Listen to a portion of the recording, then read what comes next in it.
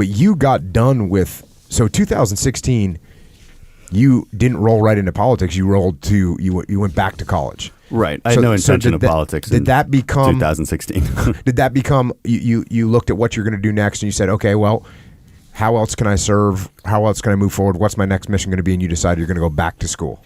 Back to school I knew I was going to stay in public service. So I knew my next mission was going to still be government. I wasn't exactly sure what. I knew I wanted to be able to implement policy and strategy and take that tactical experience because I had built an understanding of what policy in D.C. looks like on the ground.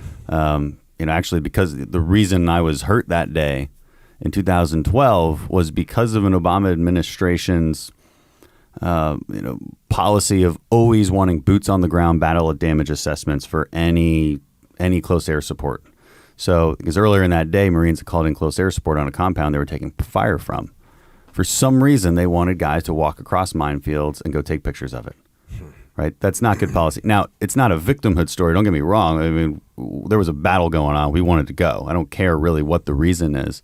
But from a policy perspective, that's concerning. That kind of pressure is being put on our 2-star and that's what drove that mission. That doesn't make a whole lot of sense. So it's great to see somebody like General Madison right now who says the opposite. I will not waste my troops' time with these kind of things. And he's on record, after we dropped the mother of all bombs a while back.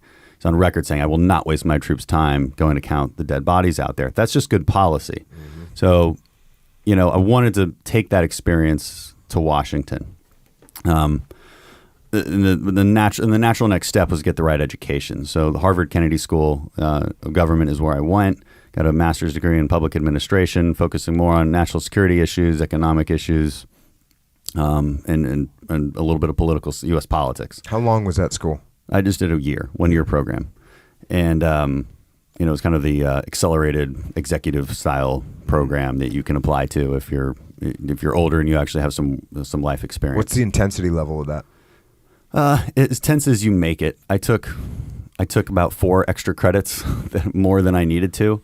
So I was busy because it's not like going to college where you're just getting through it. I think I would highly recommend to anybody, you do a master's degree later on in life, you're really going to get the most you can out of it because you care about learning. You're there for a reason because you have purpose and you know why you're there.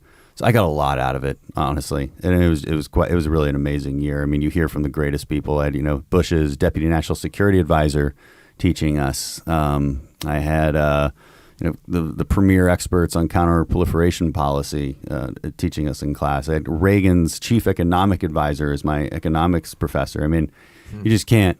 These people don't speak in terms of like, this is what we think happens in the White House. No, they're like, when I was in the White House, this is how it got done. I mean, that's the kind of the level of instruction that you're getting. So I was really happy to get that education, and it truly applies to in my current role as running for office.